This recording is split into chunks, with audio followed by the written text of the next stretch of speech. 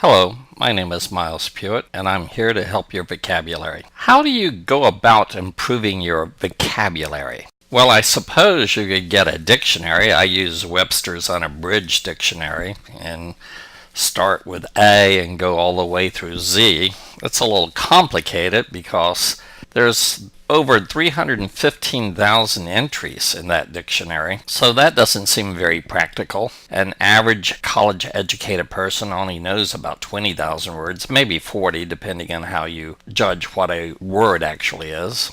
In other words, think about the word think. Is thinks another word, or is it the same word? How about thinker? How about the word thought, the past tense of the word think? Do we have 4 words or just 1 word there?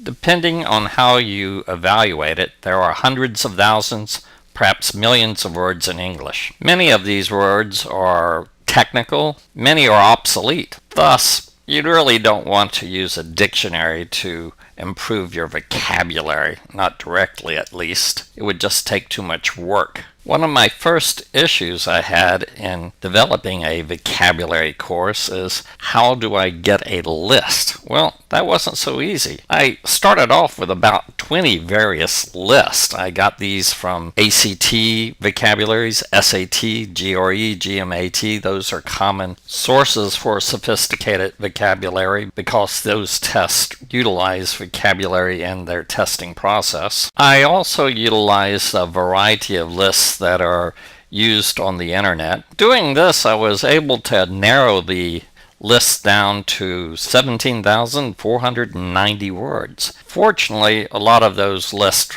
repeated themselves. They had the same words. So once I eliminated the duplicates of those lists, I was left with 4,332 words. That's still way too many to be of practical value.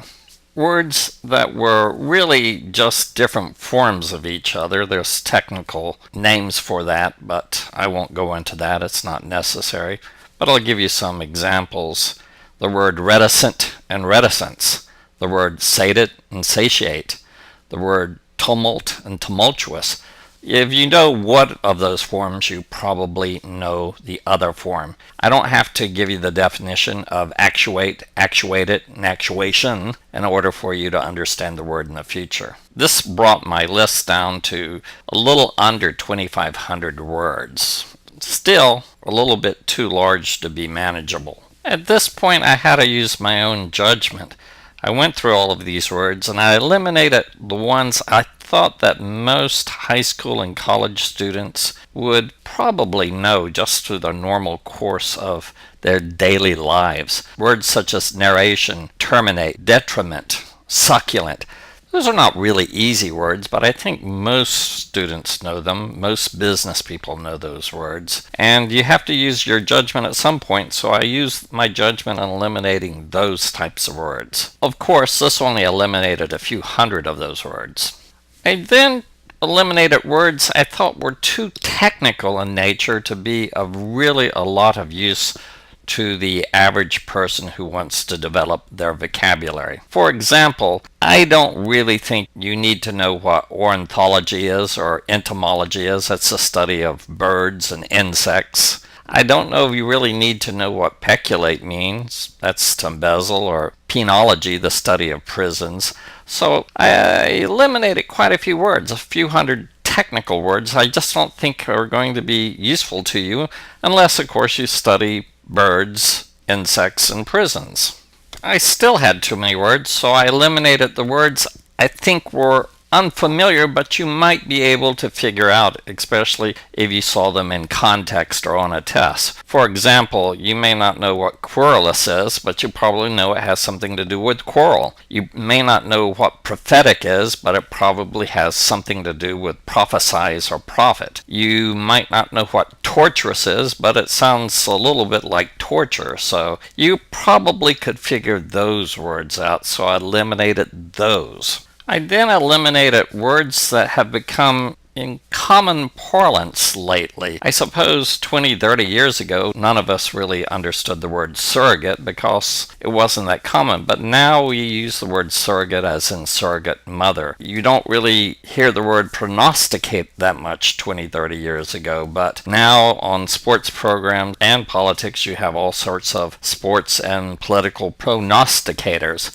You hear it a lot on TV, so you probably are familiar with the words. So I didn't include those words. But of course, that only eliminated a few dozen words. I still had well over 1,000 words at this point, so I made the artificial decision to get the list as close to 1,000 words as I could. So I eliminated words I didn't think would come up in your normal course of conversation or normal business or school life. For example, there's a word that the British use for lawyer. They call it a barrister, and it's nice if you know that a British lawyer is a barrister, but I don't think that it's going to come up anytime soon for most of you, so I eliminated those sort of words. And I got my list well below 1,000 words. But then I looked at the list, and I realized there was something very deficient about all the lists I was using. First, I realized I needed to use certain words that you may be sort of familiar with,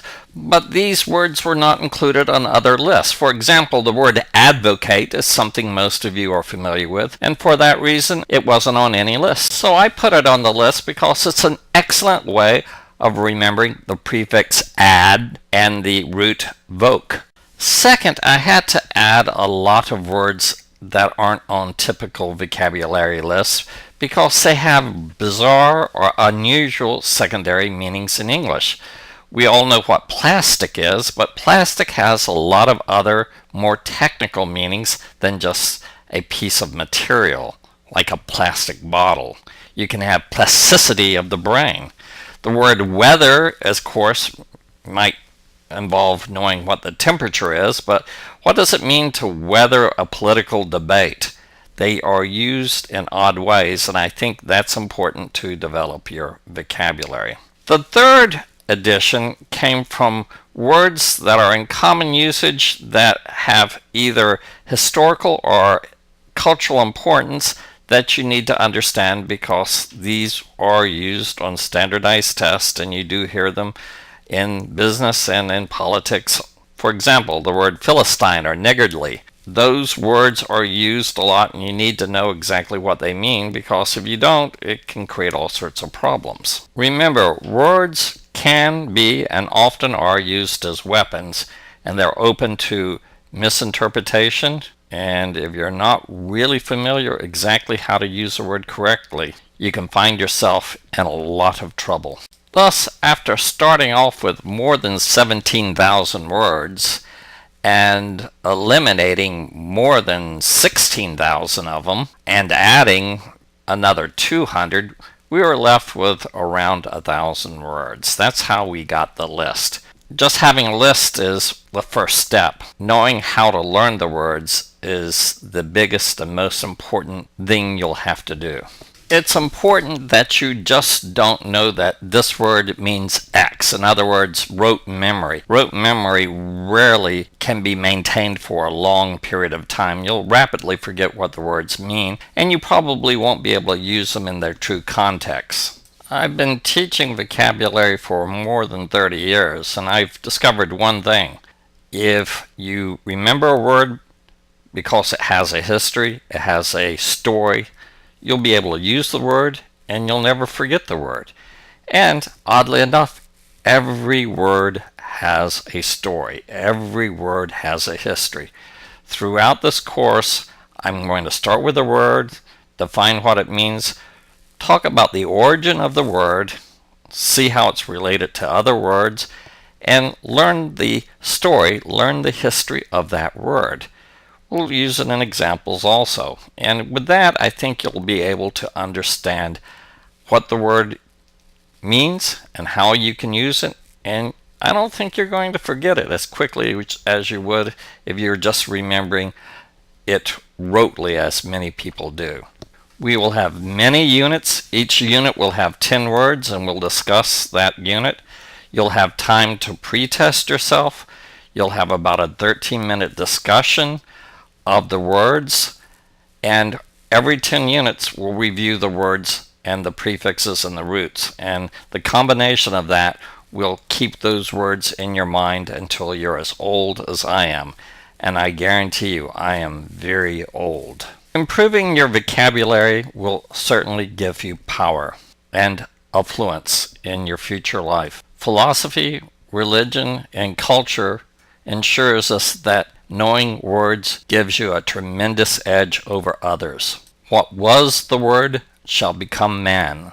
The Word created the world and came before the world. It lit up like light in the darkness.